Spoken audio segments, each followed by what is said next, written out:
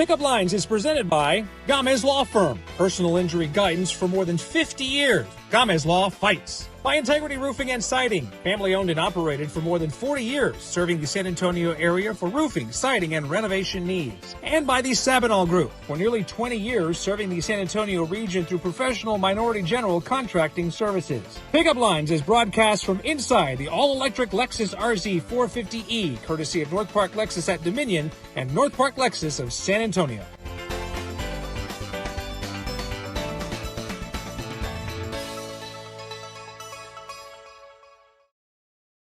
Yay. Hey. Hello, friends. We're back. Jazz hands. We are back. Pickup Lines. It is the talk show in a car, and we are live once again. Just steps away from the music studio owned by my guest today, the great Shelly Lares is here. Thank you. Thank you. Round of applause.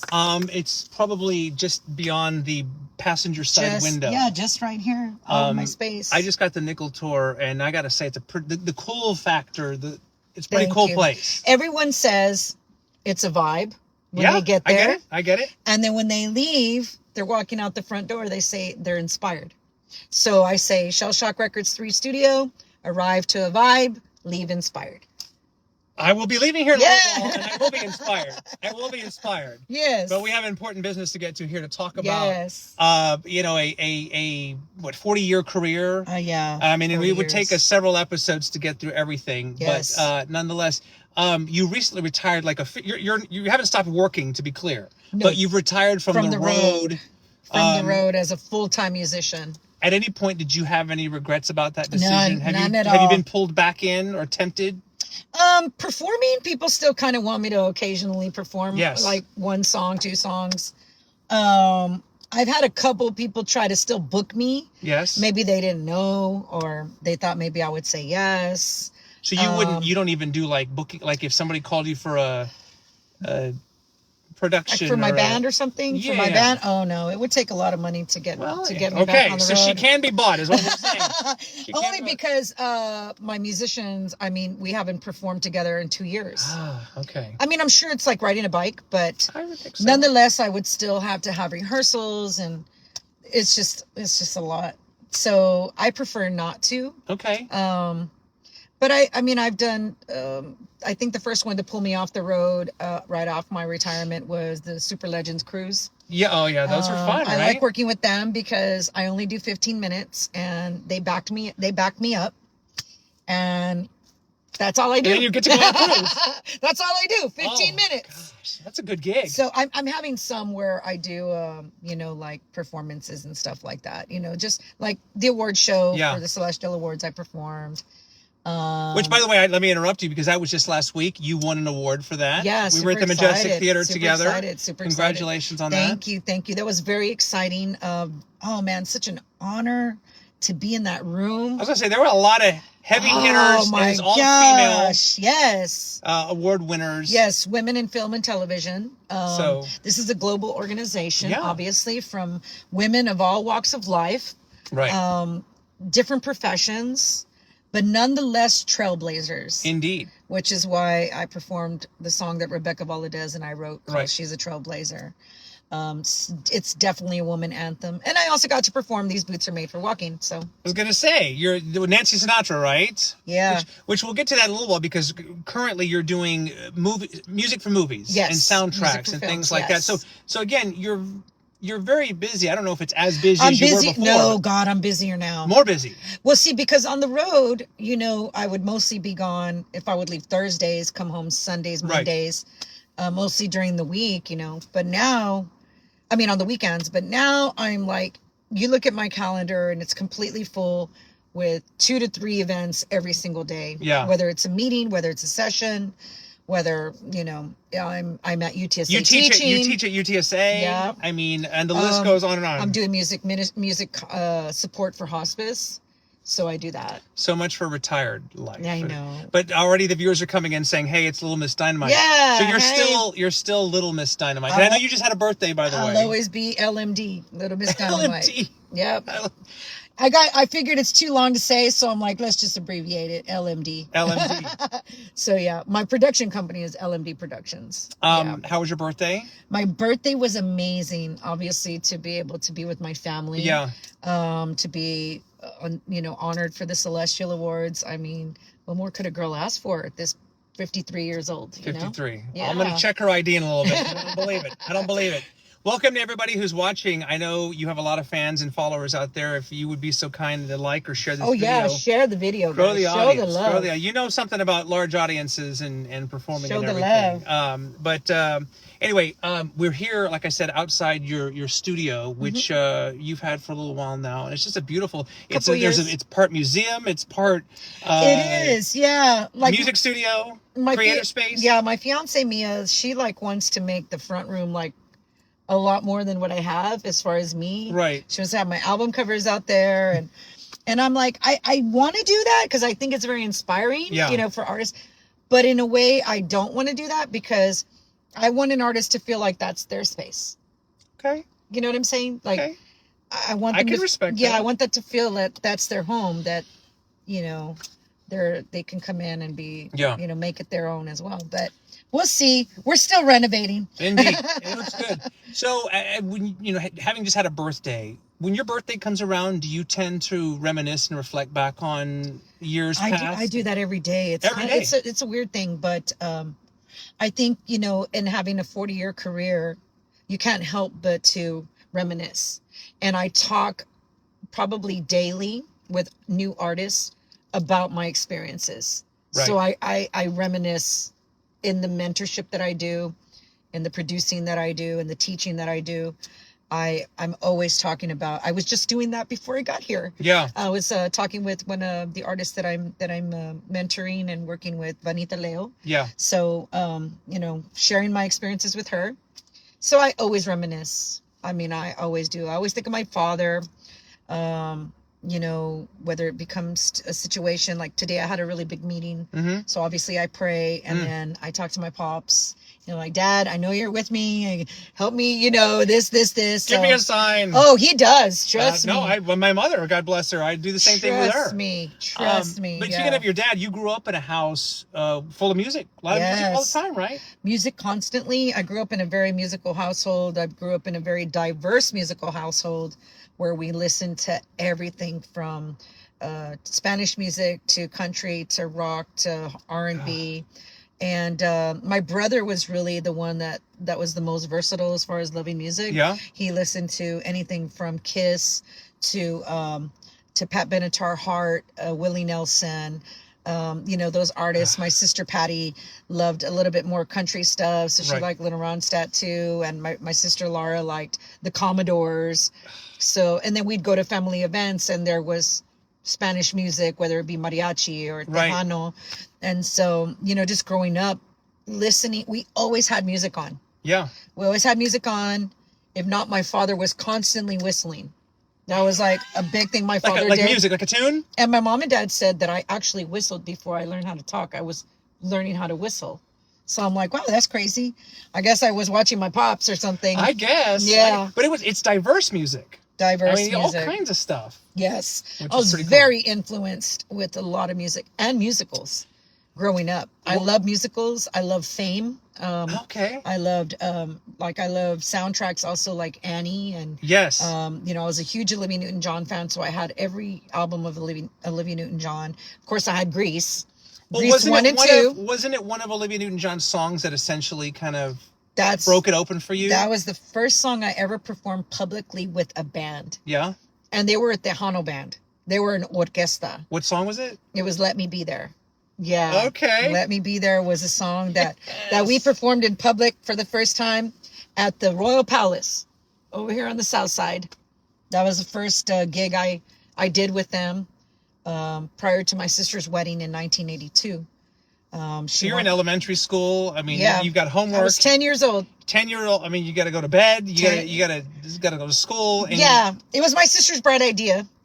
My sister Laura, who I have to say, and my brother-in-law Andy, were very instrumental in where I'm at right now, because they wanted me to sing with the band they hired, and they hired Hot Tamales Orquesta, And the reason they hired Hot Tamales is because David Mares was the vocalist at the time. Right. And they loved David. Right. Well, David, that schmuck, I love him, my mesero.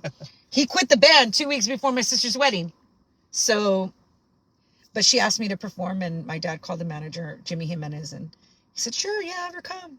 What song does she want to do? And I was like, well, I only know Olivia Newton John songs. So I did a Let Me Be There, walked into the practice room, and the practice room was in the back of the house, in the garage of the manager's house on Alameda Street, somewhere out Blanco, kind of by Edison. Okay. And I start singing, and I just remember they're looking at each other like, what is happening? And the manager calls my father that night and asked if I could do the gig the next weekend. My dad's like, what do you mean? She only knows one song. So they're like, let's do it. So do you remember that night? I remember it very, very clearly. You could sing that song right now if you had to. Wherever you go, wherever you may wander in your life, surely you know I always want to be there. I was going to do the deep voice. Yeah, I know. Oh, yeah, that was Yeah. I always thought it was a guy from the Oak Ridge Boys, but I don't know if it was I him know, right? It sounds like him, it's right? awesome. If you love me, let me. Yes. And when she came to the Majestic, my fiance took me to see Olivia. I think we were the youngest ones there. No, but I amazing. Loved it, every moment of it. I was like, back when I was 10 years old. I might have had a crush on her too, and the physical music video came out and everything. I just loved everything about her production, and I loved her versatility so much. Of course, obviously her beautiful voice, but I love the fact that she dabbed into pop, country, right, and just a little bit of everything. And Xanadu Xanadu was my jam. That is still my favorite album. ELO, I love. ELO, absolutely. The male vocalist Greg Galindo that was with Hot Tamales, we did the song Suddenly. Oh, that was with on Cliff there. Richard, she did that song. We did that song in the show. I love that song. Yeah, we learned all the songs. So it's a beautiful song. It is. It really is. And listening to it, it's a very the arrangement. I mean, so I was very fascinated by production, very young. So we started implementing pop, English music, country music into the shows. Right. Well, they asked me to join the band after my sister's wedding. Okay. And so they taught me Tejano. That's how I learned. Well, because I was going to ask, was there a bit of an identity crisis there where you're doing Olivia Newton John covers, but they're like, well, is she going to do any Spanish Tejano music or country? No, I just started doing it. It was just like it came. I fell in love with the genre because I realized I just didn't speak Spanish, obviously. So my mom would help me with the pronunciation. And she would make sure I was singing songs that were appropriate for a 10 to 11-year-old girl. Right. You know, so, I learned very early on. I was able to learn the greats music from like Latin Breed, Sonny Osuna, Joe Bravo. Yeah. I mean, Ruben Ramos, that's the music they played. So that's how I got to know who the greats were. Then I learned about the women in Tejano. Yes. Laura Canales, Janie C. Ramirez, Patsy Torres, Elsa Garcia, Linda Escobar, Lisa Lopez was here, and of course Selena. We were both already, the same age, and you were 10. I mean, you met her when you were 10, right? We were 10 years old. We were little babies. I know. Did you know at the time when you met her, or did you have any sense that she had the potential to be anything remotely what she was? I'd been hearing I'd heard the name. We'd heard each other's name. Throughout the industry. But she was in Corpus, obviously. She was in Corpus, and you're in San Antonio. And we were both kind of fascinated that we were both the same age. She was only 7 months older than me, so we were the same age, and we were like, oh man, hopefully we'll get to meet. Finally, we met at Market Square, and height-wise, we were like this. Yes. And we just hit it off. We were hit it off instantly, more as 10-year-old little girls, Right. But, I mean, I really knew that she would be someone of a force to be reckoned with once I started to learn her stylistically. What her influences was a lot of English music. She loved, Janet Jackson, and we listened to Paula Abdul, we listened to Pebbles. As we got older, we listened to all that music, and Jody Watley. Yes. And we would implement all that music into our shows. But her dancing skills really are what would make me be like, dang, how do you do that?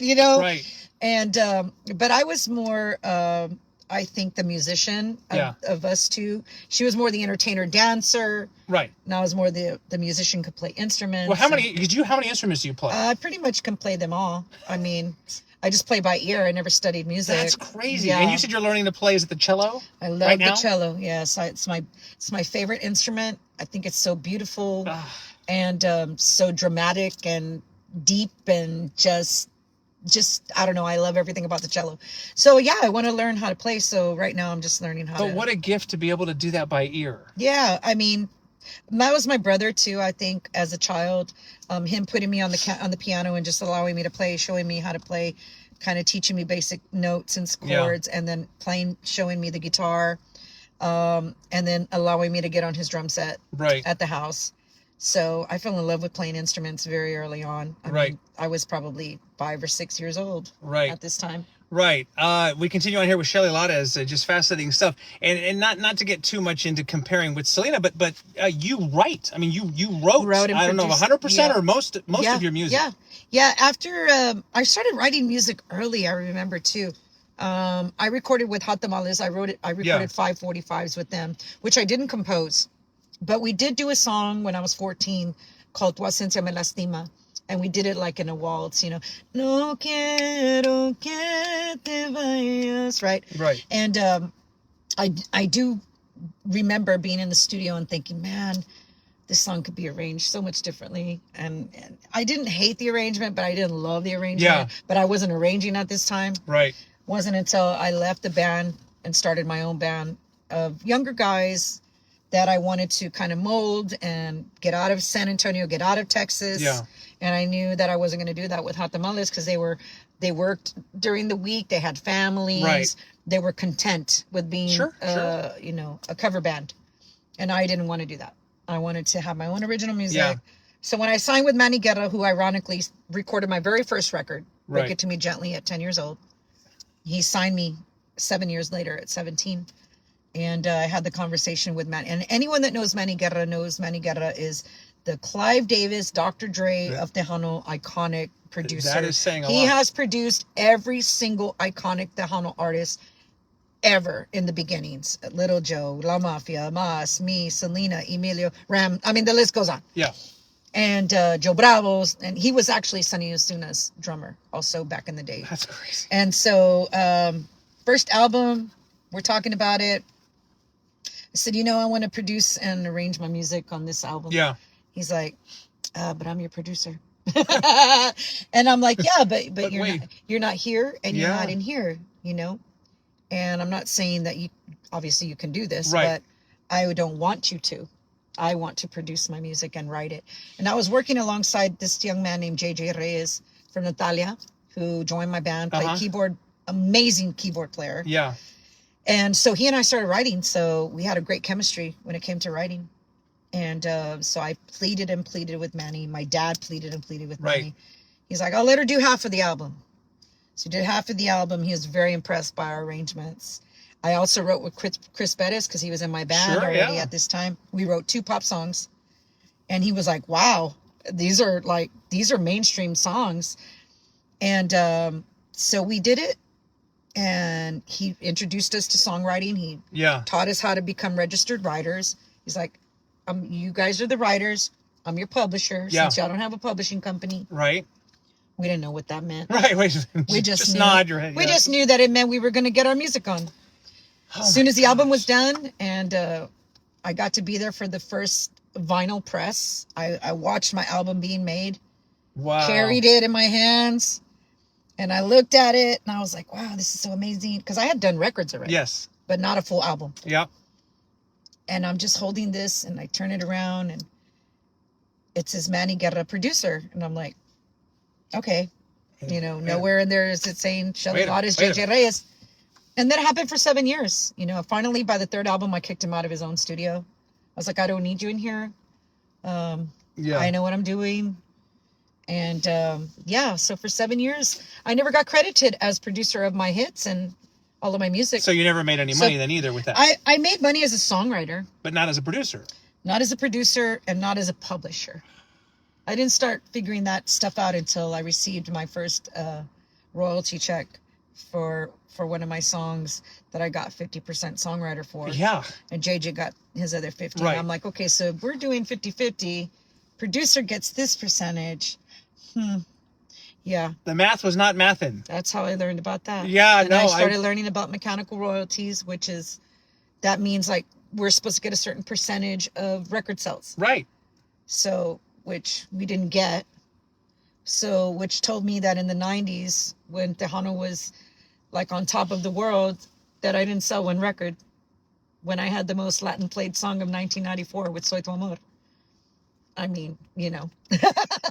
So this is why I'm so adamant of educating artists, a new generation. And Manny is a good man. Don't get me wrong. Right. I just think that, you know, it was a lot of it. It was our fault too for not asking questions, for not learning the business. But Mom and Dad closed their business in 1989 when I signed my first record contract, because Manny said that in order for us to be successful, I was going to have to go full time. And I was a junior in high school at Providence at this Providence, time. right, yeah. And so Mom and Dad closed their shop. We did engraving, rubber stamps. We embroidered all of the military fatigues. Daddy made a lot of historical markers throughout Texas. Daddy engraved the paneling. Like physically made them. Yeah. Daddy engraved the paneling in a lot of aircraft. What? I mean, my dad's work was all over San Antonio. And probably still is in some and places. They closed it to go on the road with me into a business we knew nothing about. But what a crazy leap of faith. Major leap of faith. But had they not done that, who knows what you'd be doing right now. I don't know. I think I always wanted to be a teacher, like of some sort. So I probably would have been a coach or something like that, because I'm really into sports. So. But you're teaching now, and nursing was something else that's always been important. That is why I retired from the road, is because throughout my career, I always knew that at some point I wanted to do something outside of music. I knew that. Right. And so I kept searching. Like, I'd be on the road full time. Mind y'all, we'd be on the road, 6 days a week. Sure. Every week. Yeah. In different cities, different towns, different states. And so I'd have a lot of time to think about it. Were you traveling by bus? Traveling by bus. Yeah. And so I started studying physical therapy aid. I studied fitness and nutrition. And I was like, okay, these are cool, but I don't know. I'm still not finding my niche. I'm not finding what I want to do. Wasn't until like after my father's stroke in 99 that Mom and I became his caregiver. Right. That I started realizing I love taking care of people. I love physically taking care of people. So I started thinking, okay, maybe nurse, but I was very worried about going back to school because, mind you, I finished my junior year and I went on the road, and even though I went to private school my whole life, which is, college preparatory, we're advanced in the schooling. Right. I was still concerned. I was like, man, I don't know. It's going to be a lot of work. Can I do this? Do I want to do this? Do I want to not do music? And in 2015 is when I was like, you know what? I want to be a nurse. I want to work in hospice. I had a conversation with my father. Hospice is tough, though. I mean, that's lots of heavy stuff. But I knew that I was, emotionally strong enough to do that job. Yeah. I told my father that I knew what I wanted to do after retirement. He's like, what is that? I said, I want to be a hospice nurse. He says, then that's what you go do. I said, but I can't be on the road and do that, Dad, because, nursing is a full-time job. Right. So my father passed in 2016. And then took me about a year to kind of mentally get back to where I needed to be to still create music. 2018, I went back in the studio, finished my album. That album just took off. I got super busy. Right. 2018, 2019, I was like going. We were doing amazing things. You met your fiance too, right? Yeah, I met my fiance 2018. Well, we'd known each other, but we got together 2018. My life started shifting in a good way. Yeah. Because when you have good people in your life, good things happen. It's like you gotta. It's like drinking from healthy water. Right. Than dirty water. So then 2020, obviously COVID. Yeah. And that's when it really boom. I'm like, you know what? 2022 is my 40th year. Right. I turned 50. That's gonna be my retirement. That's it. So I made the announcement in 2021. I said, these last 2 years are my final years, and I don't know if people thought I was just joking, but, So I had already started looking into nursing school. But then people started approaching you, but they're like, she's retiring. We got to get her. Yes. We got to get her before she leaves. 2021, UTSA started kind of knocking on my door. Artists started knocking on my door. We know you're retiring. We want you to produce us and, or manage me. Right. Everybody always wanted me to manage because everybody knew I don't play. Like I'm my father's daughter. That's no doubt about that. And so, COVID came, and then 2022 was my final year. Well, 2021, my fiance Mia was like, but you want a studio? You've always wanted your studio. Yeah. You can still have your studio. You can still produce these artists, and you can still go to nursing school. Right. I'm like, no, I can't. So she knew I wanted an old home or an old church. Yes. So she's going into real estate. Right. She finds this place. Right. She's like, let's go look at it. I'm like, no. She goes, you need a lot of property that's gated. That way you can put a stage in the back. You can teach artist development. You can teach artists to be on stage. And I'm like, oh no, that's too much. I'm like, I'm not going to do all that. Yeah. So she's like, finally convinces me to come see the space. And I get here, we park, and there's that stage. It's already there. There's literally a stage just to the right. Yeah. Already in the yard. And this was not a music venue before. No. It was a nail salon. It was a nail salon. And I was like, okay, God. That's when I kind of was like, so I started painting on this building for a year. Right. Just empty. UTSA still calling. Artists still calling. I see El Gallo Dez on TikTok, and I'm like, oh my God, I got to work with this guy. Yeah. So 2022 was my final year. I was supposed to start nursing school of 23, my first year off the road. February of 23, my cousin who owns a hospice company says, hey, we want to offer something different that not very many hospice companies do in San Antonio. Yep. We want you to do music support, music therapy, music ministry. Okay. And we want you to head it.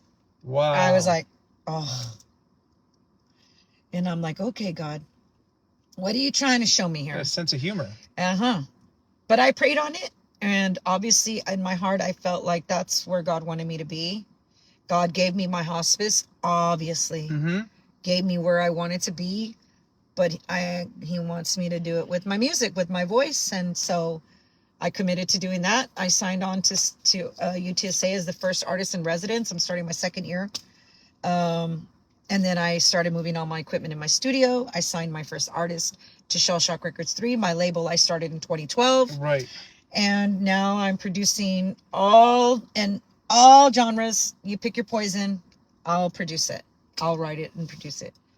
Because I write it every day. I'm exhausted just listening to all of that. It's a lot. It's quite That's why you're more busy now than you were when you were on the road. But I've lived such a full life already in 53 years, really, honestly. But that's still young, though. I've done a lot of amazing things in my 53 years.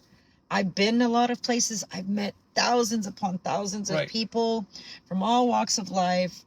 I've connected with people throughout my career. But, now connecting with a human being on hospice, some end of life. Yeah. But for me to be able to connect with them through music is just incredible, life-changing, no doubt, for me. When you've got a wedding, I would think to prepare for I know. Oh, by the way. I mean, she's really doing that. Okay. It's gonna be early January of this coming year. Oh, that's like coming. Yeah, we've been engaged for it'll be going on 2 years now. Oh, congratulations. Yeah. So, but yeah, I'm living my best life right now, and I just know that God has amazing things for me. Yeah. In the near future. I'm excited for 2025. I already have like adamant set goals.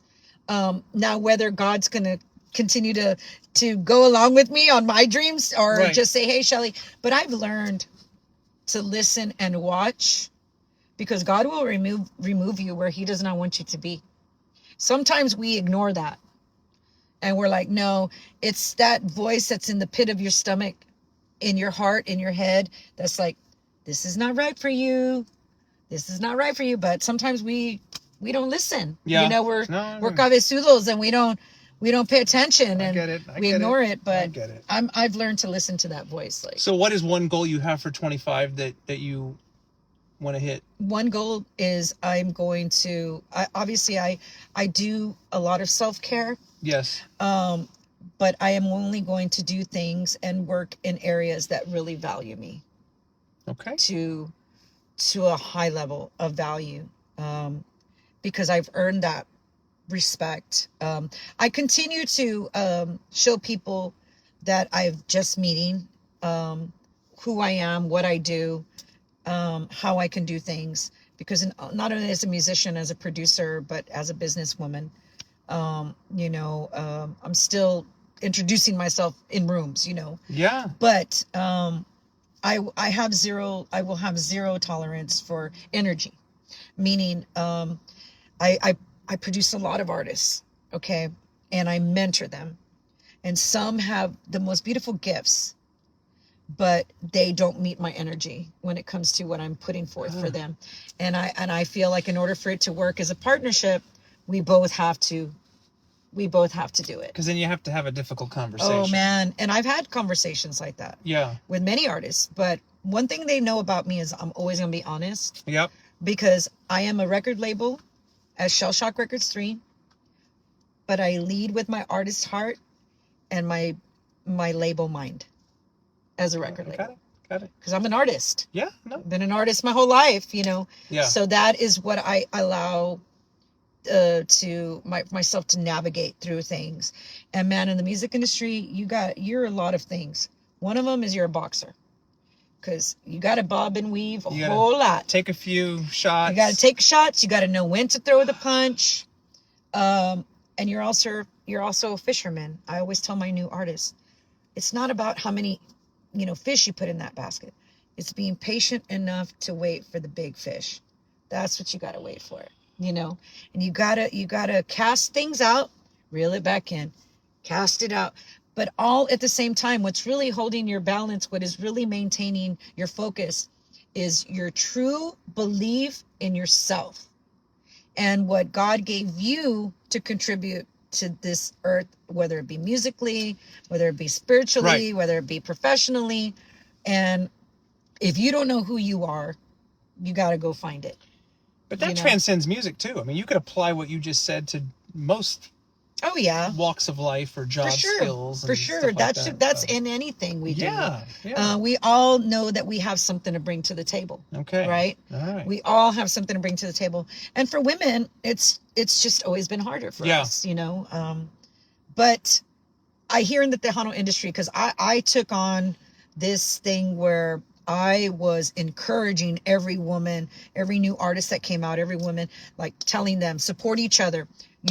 You got to stay strong. You got to stand your ground. I would get call after call after call after call from so many artists throughout the industry of Tejano, whether it be male, female, whether it be at award shows, whether it be promoters, radio stations, they all call me to consult, right? And I started kind of, not this movement, but I started kind of pushing women towards the forefront of the Tejano industry in any way I could. Yeah. By being supportive and collaborating, right? So, they were like, oh man, women are taking over. I'm like, no, we're not. We've always been here. It's just we are now being recognized for what we've brought to the table. And my goal in 25 is to really bring the women during my time and before to the forefront. Okay. And for people to understand that there has been so many other women that have contributed to Tejano music as well. I mean, of course, we know Selena is the one that really has pushed it globally, but she'll always be 23 years old. And not her fault. She never got to experience. And she would literally be the same age as you right now. If she were still alive. But she never got to see where Tejano took a turn after corporate America split and, Norteño music started moving into. And there's a lot of social media. All these things came in. But, myself in 40 years, Patsy, we're the two. And, of course, Linda Escobar on the Conjunto side of things. Us three women have still maintained the fort, because like Elida, Stephanie Montiel, they came along a little bit later after in the 90s. Right. And I'm from the 80s, the early 80s. Right. So there's a lot that, But like Patsy's got her doctorate, right? I mean, she's done a lot of great things. She's been my fabulous mentor and continues to be. That's why I brag. I'm like, my mentor has a PhD. I call her Dr. Patsy. Yes, that's what she is. Yes. So Patsy took me on very early at 10 years old and taught me so many things about the industry. Yeah. She's always been encouraging. And because she's been that way, is I find myself that way. You know, mentorship is so important. Right. And I tell my industry, and I talk about Tejano a lot. Am I disappointed in the genre? Absolutely. Not so much the music per se. Okay. The approach and lack of business sense that our industry needs to have. 2, knowing that our genre, our sound, right, deserves respect. Okay. Like we as artists, if you're going to do Tejano, you need to do it respectfully.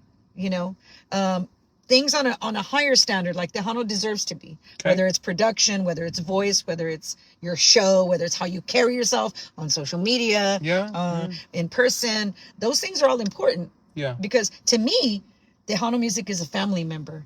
To me, it's been part of my life for 43 years. It made me who I am. Right. So I'm going to want respect for it. So, you know, I'm disappointed in it in a lot of ways, but, you know, Patsy really kind of showed that woman support, even though she may not have been getting it from the other women when she started. Yeah. But she was still setting that standard and that bar high for how we need to carry ourselves, you know? I love it. I love it. I love it. I know you touched on doing music for movies and everything like that. And that's something that's on your radar right now as well. I never thought I would do that. I mean, not that I didn't think it was possible. I just like would dream it as a child. Cause like I said, you know, I grew up singing like, well, obviously he was in my bathroom and I'm a Wonder Woman fanatic, and my restroom and studio is all Wonder Woman. I would play and I would be Wonder Woman, like singing the song while I'm playing outside. The Linda Carter Wonder Woman. Yes. I love Gal Gadot too. Right. They both hold my heart. Linda Carter. Yeah, but Linda Carter's the OG. Yeah. She's the OG. And so, I never thought I would be, but I was approached by Nancy de los Santos. Yes. The writer for the movie Say a Little Prayer that is hitting theaters this Friday. What? And was shot in San Antonio? Completely shot in San Antonio, starring Luis Fonsi. Yes. Vanessa Vasquez, who is a Houston native, grew up in Tejano music. Yep. Patrick is a great director. There's so many great producers that are dear friends of mine. And they asked me if they wanted me to be part of the film in some way. Yeah. They actually had me audition for a part and stuff. Hey! And they stayed on. Thank you, guys. Yes. No, we were just talking about how you're doing the Say a Little Prayer. Say a Little Prayer movie that was shot here in San Antonio. Yeah, so they initially they mentioned the word Tejano pop. Okay. And I was like, okay, I don't know. I was trying to picture that in my head, you know, because I see music too. I don't just hear it. I visualize it. Yeah. And so they mentioned they wanted me to redo These Boots Are Made for Walking, the iconic Nancy Sinatra version. Yes. Who a lot of people have covered it. Sure. So I started researching everyone that's covered it. Of course, I know the iconic Nancy Sinatra version. I listened to the Supremes, who I love their version. I wasn't crazy about the Jessica Simpson version, but it happened. You aren't the only one. I know. I was like, man, this was so poorly produced. I was very surprised. And then I started just kind of thinking, all right, it's filmed in San Antonio. Obviously, I'm going to give it the accordion. You know, because it's going to be Tejano country, if you will. So I started, and then I called my friends up from La 45, John Ontiveros and the guys, to Ricky Ray to come in and do the brass for it, because I wanted to implement the brass. And so I finally, after some of us talking and going back and forth with stylistically what we were going to do, it wound up being Tejano country. Yeah. And so my version of These Boots Are Made for Walking opens up the film. Awesome. So you're seeing down here. Hey! Okay, darn it. We're having some crazy stuff. What are they saying? Huh? Jimmy Garcia says, I still can't believe your team beat us at the sand volleyball tournament. Wait a minute. Yeah, we had a lot of butt puckers there because they were They didn't think we were going to come to play. I'm getting in the shade here Yeah. real quick. All right, we're going to wrap it up here with Shelly because you got a lot going on. The website, by the way, I know it's reversing. shellylares.online. shellylares.online. And I'm on all social media, Facebook, Shelly Lares Fans. Okay, because I know there's a bunch of pages, but... Well, my Shelly Lares page, you know you can only have 5,000 fans. Yes. Friends. So, Shelly Lares Fans, Facebook. Shelly Lares Fans. Okay. And, of course, I'm on Little Miss TNT, Instagram. I'm on TikTok under Shell Shock Records 3. And yeah. I'll tag you on all this stuff. Yeah, be great. Thank you so much, my friend. Great Shelly Lares. friend. Thank you very much. Thank y'all for having me, guys.